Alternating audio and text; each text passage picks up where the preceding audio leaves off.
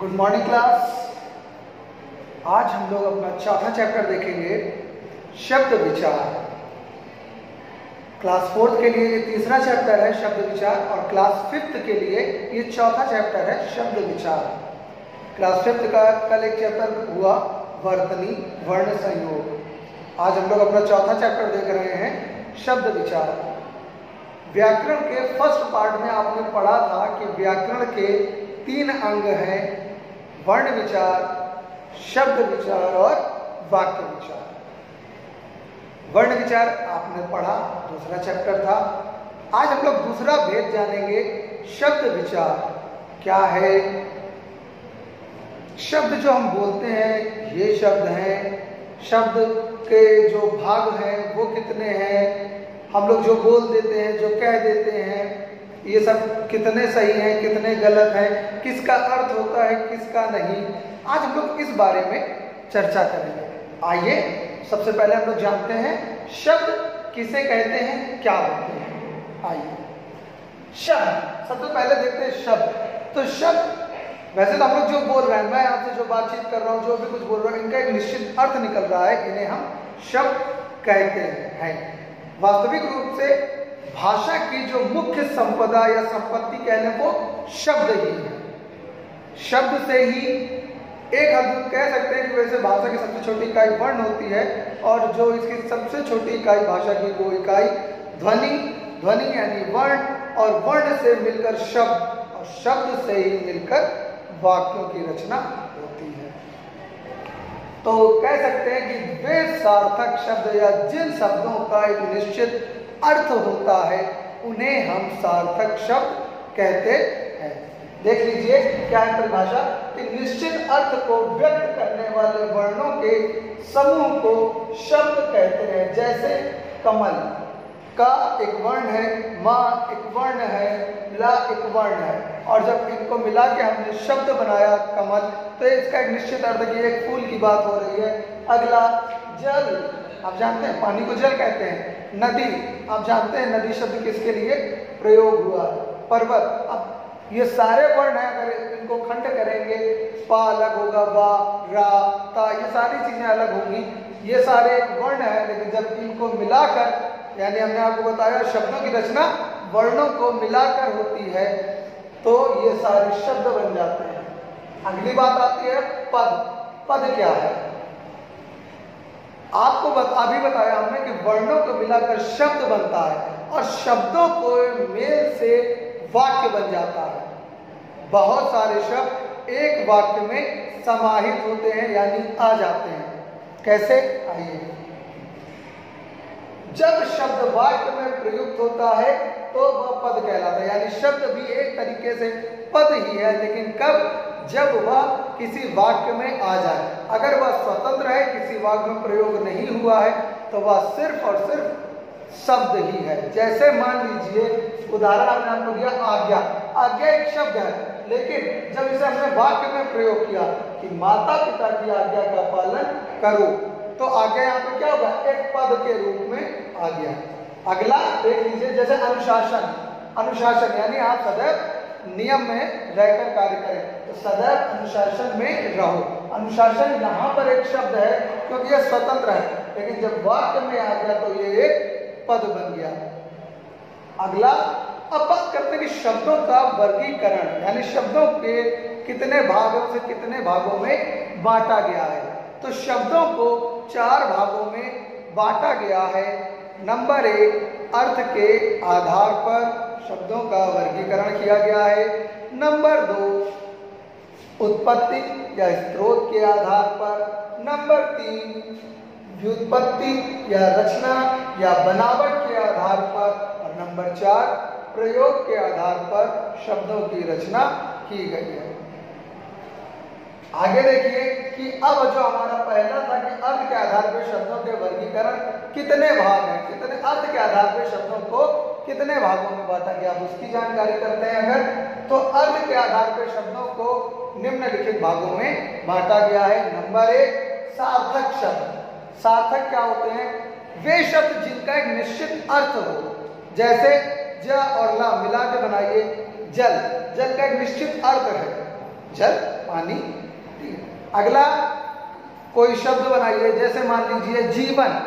जीवन का अर्थ है हमारे जो व्यक्ति जीवित है, जी रहा, जीवन जो हमारे प्राणवायु चल रही है निरंतर, यही जीवन है। अगला शब्द अगला शब्द ले लीजिए किताब। किताब की भी एक निश्चित अर्थ है, पुस्तक अर्थ है इनका। अब अगर इन शब्दों को जब निश्चित अर्थ है तो तभी इन्हें हम सार्थक शब्द कहते हैं। हम अपनी जो व्याकरण भाषा है, भाषा में निरर्थक शब्दों का भी प्रयोग करते हैं, लेकिन जब भी हम लिखते हैं वाक्य को अपने कार्य पुस्तिका में या कहीं भी लिखते हैं तो हम निरर्थक शब्दों का प्रयोग नहीं करते हैं, सिर्फ और सिर्फ सार्थक शब्दों की ही बात करते हैं। यानी हम कह सकते हैं कि व्याकरण में निरर्थक शब्दों का कोई उपयोग नहीं है। आइए देख लेते हैं निरर्थक शब्द क्या होते हैं। तो जिन शब्दों का अर्थ स्पष्ट नहीं होता उन्हें निरर्थक शब्द कहते हैं। जैसे मान लीजिए हम यहाँ पर लिख दें,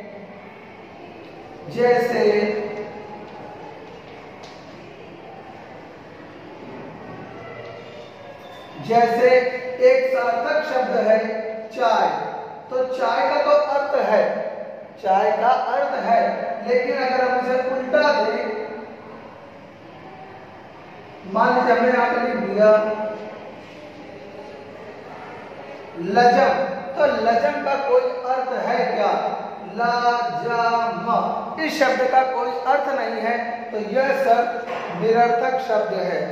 यहाँ पर इसका कोई अर्थ नहीं। चाय के साथ अगर हम लिख दें वाय, अंग्रेजी वाला वाय नहीं है, नहीं तो आप कहते हैं वाय माने क्यों नहीं।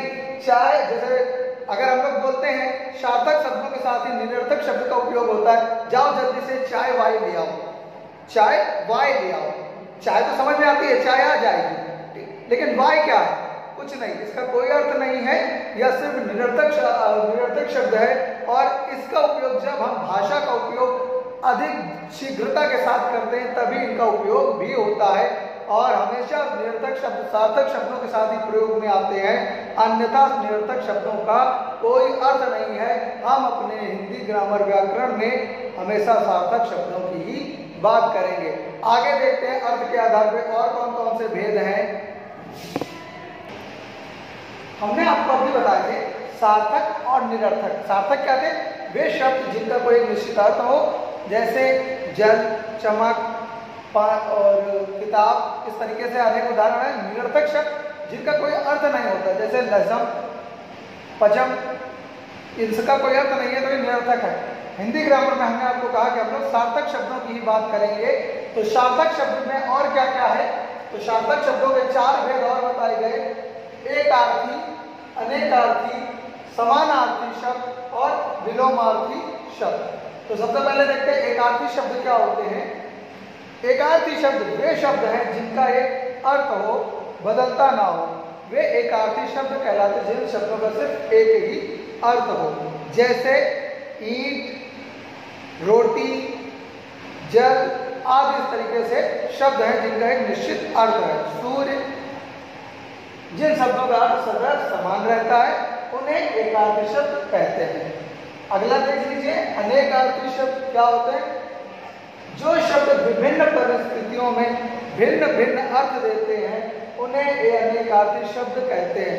जैसे मतलब हर शब्द के अनेक अर्थ होते हैं, लेकिन वो अपनी परिस्थिति के अनुसार वहां पर उस शब्द का क्या अर्थ निकलेगा बदल देते हैं, उन्हें हम अनेकार्थी शब्द कहते हैं। जैसे कर, कर माने होता है हाथ और कर माने होता है टैक्स, कर माने होता है किरण। जैसे अगला ले लीजिए पानी, पानी के कई अर्थ हैं। पानी का मीन्स होता है इज्जत, पानी मीन्स जल, पानी मीन्स चमक। कनक, कनक मीन्स सोना, गेहूं, धतूरा, इस तरीके से अनेक शब्द हैं जो अनेकार्थी शब्द के उदाहरण हैं। अगला देखते हैं, अगला है समानार्थी शब्द।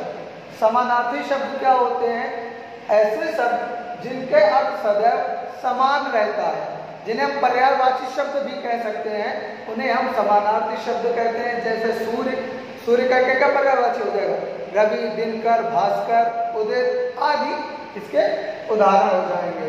जैसे पानी का यहाँ पे जगह लिया है, पानी, नीर, वारी, तोय आदि उदाहरण है पर्यायवाची, आप लोगों ने पढ़े होंगे अपनी पिछली कक्षाओं में भी। उन्हीं पर्यायवाची शब्दों को हम समानार्थी शब्द कहते हैं। अगला देख लेते हैं विलोमार्थी। विलोम मीन्स उल्टा। वे शब्द जिनका विपरीत अर्थ निकलता है उन्हें हम विलोमार्थी या विलोम शब्द कहते हैं। जैसे राजा, रंग, ऊंच नीच, दिन रात, सुबह शाम, इस तरीके अनेकों उदाहरण हैं जो कि विलोमार्थी शब्द, विलोम शब्द तो पढ़े ना, उन्हीं को हम विलोमार्थी शब्द भी कहते हैं। ये हुए हमारे अर्थ के आधार पर चार भेद: सार्थक, निरर्थक, एकार्थी। निरर्थक शब्द कोई होते नहीं हैं, उनका उपयोग भी नहीं है। जो सार्थक शब्द है उनमें भेद है: एकार्थी, अनेकार्थी, समानार्थी और विपरीतार्थी।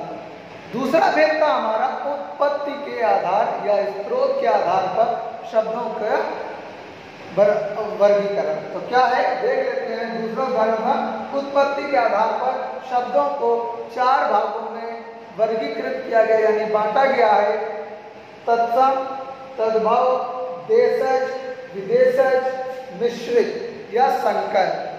मिश्रित या संकर एक ही नाम है। तत्सम शब्द क्या होते हैं?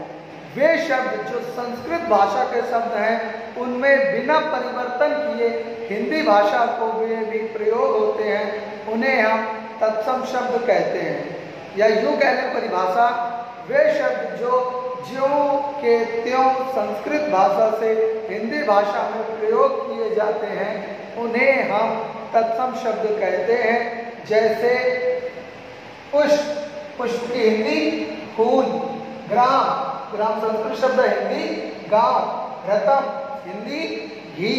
इस तरीके जो संस्कृत के शब्द हिंदी भाषा में प्रयोग किए जाने लगे हैं बिना परिवर्तन के, उन्हें हम तत्सम शब्द कहते हैं। अगला है हमारा तद्भव। अगला है हमारा तद्भव।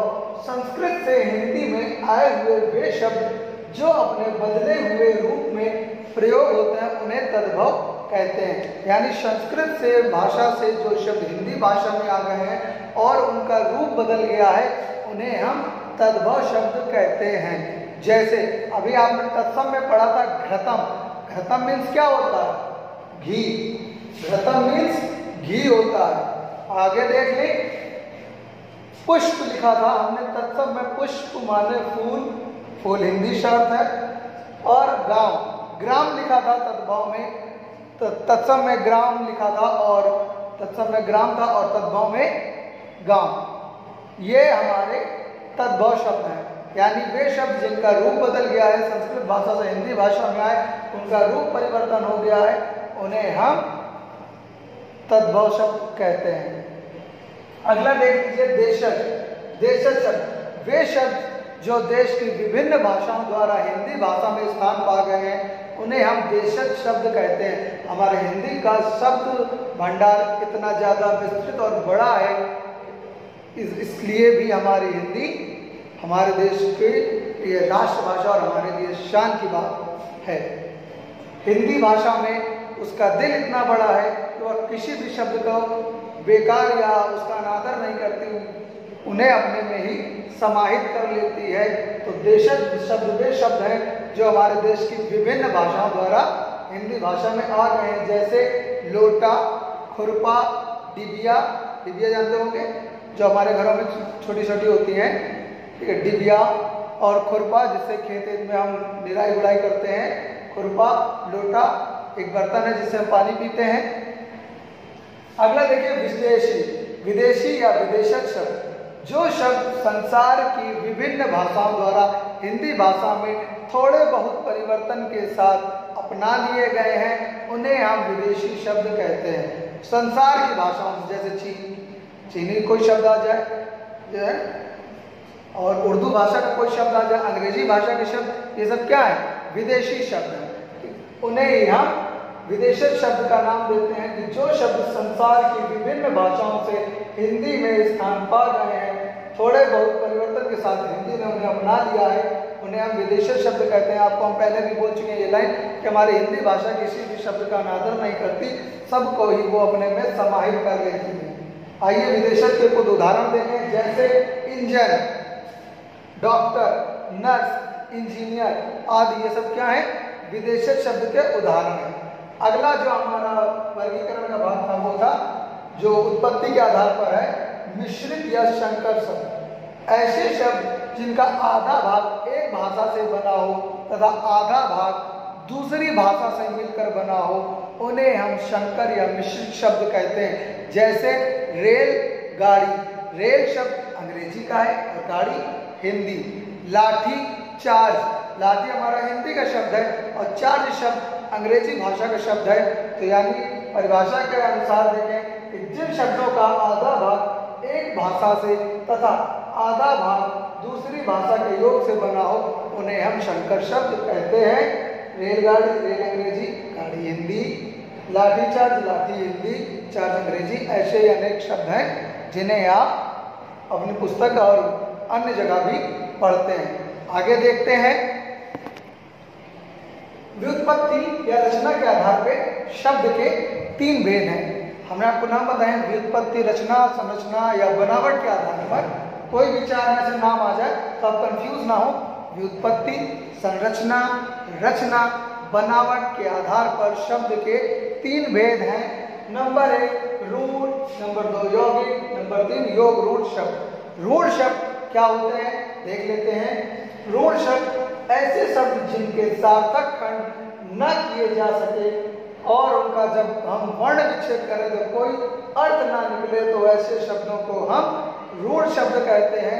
यानी वे शब्द जिनका एक निश्चित अर्थ होता है वे रूढ़ शब्द कहलाते हैं। जैसे बकरी, फल, पानी आदि, ये निश्चित है। अगर हम कहते हैं आपके हाथ में मोबाइल है, इस मोबाइल को आप लैपटॉप कह दें तो आप क्या कहेंगे? यदि आपसे हम कह दें ये पानी है, इसको आप रुआवजा कह दें तो क्या आप कहेंगे? नहीं कहेंगे। यानी वे शब्द जिनका एक निश्चित अर्थ हो उन्हें हम रूढ़ शब्द कहते हैं। अगला देख लेते हैं यौगिक। यौगिक शब्द 2 रूढ़ शब्दों से मिलकर बनता है और इनके भी अपना एक निश्चित अलग अलग अर्थ होता है। पहले परिभाषा देखते हैं। जो शब्द 2 या 2 से अधिक शब्दों के मेल से बना हो और इन शब्दों के प्रत्येक खंड का अर्थ हो, उन्हें हम यौगिक शब्द कहते हैं। जैसे सेनापति, सेनापति में देखिए 2 शब्द हैं, पहले सेना और पति। सेना अलग है, पति अलग है। सेना कुछ व्यक्तियों का जो युद्ध में लड़ते हैं उनका समूह, पति एक स्त्री का होता है। तो दोनों ही अलग अलग शब्द हैं। जब इन दोनों को हमने मिलाया तो सेनापति।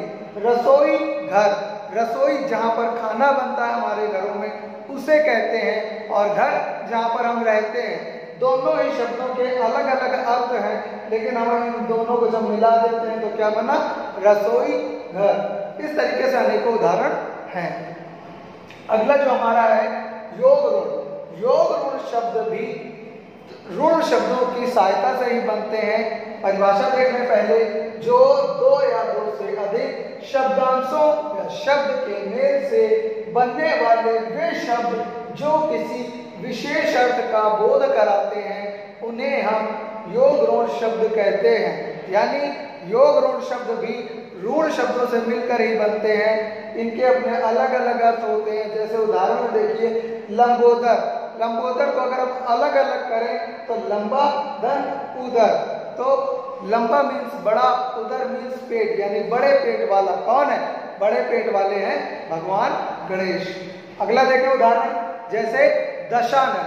दश धन आनंद, दशानन एक शब्द है। इनको जब हम अलग करेंगे तो 10 प्लस सिंबल है प्लस का, यानी धन। आनंद, आनंद मतलब अलग मुख, तो 10 माने एक संख्या है, 10 आनंद माने मुख। 10 मुख वाला कौन है बताएं? हाँ, रावण। 10 मुख वाला रावण, जिसे हम दशहरे में जलाते हैं। अगला देखते हैं, लास्ट बचा है प्रयोग के आधार पर शब्द के 2 भेद हैं। अभी हम लोगों ने पहले पढ़ा था, इससे पहले व्युत्पत्ति, रचना, संरचना, बनावट के आधार पे। अगला देख लेते हैं जो है प्रयोग के आधार पर। प्रयोग के आधार पर शब्द के दो भागों में बांटा गया, विकारी अविकारी। विकार नाम से ही समझ में आता है परिवर्तन, अविकार जिसमें परिवर्तन ना हो। परिभाषा देखते हैं विकारी शब्दों की। जिन शब्दों में के रूप, वचन, कारक, लिंग आदि के अनुसार बदल जाते हैं उन्हें हम विकारी शब्द कहते हैं। ये 4 प्रकार के होते हैं, संज्ञा, सर्वनाम, विशेषण और क्रिया। समझे जरा क्या परिभाषा कह रही है? जिन शब्दों के रूप, लिंग, वचन, कारक के कारण बदल जाते हैं उन्हें हम विकारी शब्द कहते हैं। जैसे कैसे बदलते हैं वो समझ लेते हैं संज्ञा के आधार पर। राधा जा रही है, स्त्रीलिंग है। मोहन जा रहा है, रही, रहा, बदल गया। मैं खाना खा रहा हूं, तुम खाना खा रहे हो, पुरुष के आधार पर। ठीक है, मैं एक वचन खा रहा हूं, तुम खा रहे हो, बदल गया। अगला, रोहन काला है, श्यामा काली है। ठीक है, विशेषण के आधार पर। क्रिया देखिए, यहाँ क्रिया भी हो गई, रहा, रही, खाना खा रहे, ठीक है, यहाँ रही, रहा। अब जैसे एक और उदाहरण समझ लें क्रिया के आधार पे। मैं कल कानपुर जा रहा हूँ, और यही बात जब कोई स्त्री बोले हम कल कानपुर जाएंगे, तो जा रहा हूँ एक वचन, मैं जा रहा हूँ। और जब बहुत से लोग यही बात बोलते, 4-5 लोग कि हम कल कानपुर जाएंगे, जा रहा हूँ एक वचन, और जाएंगे ये बहुवचन, बदल गया। अगला देखिए, कारक के आधार पर कैसे बदल जाते हैं वो समझ लेते हैं। अक्सर हमें ये किताबों में नहीं मिलते हैं, जो हम समझ रहे हैं वो समझने की कोशिश करेंगे। देखिए कारक क्या होते हैं, आप लोगों ने पढ़ा होगा। कर्ता ने कर्म को कर्म से संप्रदान के लिए आपादन से अलग होना, संबंध में काके की अधिकरण में पर संबोधन में ही हुआ। इसी तरीके से हम जब ये कारक चिन्ह देखिए, जो कारक चिन्ह वे होते हैं जो कर्ता और वाक्य के क्रिया के बीच संबंध प्रदर्शित करते हैं। जैसे राम ने यहाँ पर कारक चिन्ह है, राम ने भरत को कारक चिन्ह है, पत्र लिखा। ठीक, राम करता है, ने इसका चिन्ह है। बदलेगा कैसे वो देख लेते हैं। देखिए, अगर आपने इंग्लिश में वाक्य पढ़ोगे, सब्जेक्ट प्रेडिकेट 2 भाग होते हैं, तो यहाँ पर ये सब्जेक्ट है, पूरा भाग प्रेडिकेट है। प्रेडिकेट में ये भाग हमारा ऑब्जेक्ट यानी कर्म है, ये करता है, और यहाँ पर ये कर्म है। क्योंकि अभी हमने आपको कारक चिन्ह बताए, कर्ता का चिन्ह ने, कर्म का चिन्ह को, यानी यहाँ पर को आया है तो भरत का हो जाएगा कर। अब ये जब हम कारक चिन्ह बदलेंगे तो कैसे हो जाएगा? भरत ने राम को जवाब दिया। यहाँ पत्र लिखा, उन्होंने भी पत्र लिख के जवाब दिया। तो यहाँ देखिए कर्ता क्या था? राम था, और यहाँ पे कर्ता क्या होगा? भरत ने, बदल गया कारक। यहाँ पे ऑब्जेक्ट क्या था? भरत को, यहाँ ऑब्जेक्ट क्या है? राम को, बदल गया। अगला देखिए, अगला जो हमारा भेद है वो है अविकारी शब्द। अविकारी शब्द क्या है देख लेते हैं। अविकारी नाम से समझ में आता है जिसमें परिवर्तन नहीं हो। देख ले, जिन शब्दों में कोई परिवर्तन नहीं होता वे अविकारी शब्द कहलाते हैं। ये भी 4 प्रकार के होते हैं। नंबर 1 संबंध बोधक, समुच्चय बोधक, विस्मयादि बोधक और क्रिया विशेषण। इनके आधार पर हम 4 उदाहरण से समझेंगे ये कैसे बदलते हैं। आइए देखते हैं।